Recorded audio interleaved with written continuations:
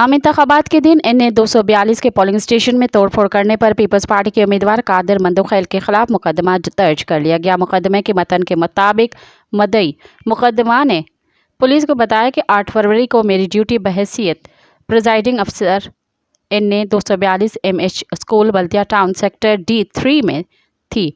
Polling का अमल ख़त्म होने के बाद मेरे साथ दीगर स्टाफ वोटों की भी गिनती की तैयारी कर रहा था। 5:15 बजे के करीब मुश्तल हजूम की शक्ल में लोग पोलिंग स्टेशन का दरवाज़ा खोलकर अंदर दाखिल हुए।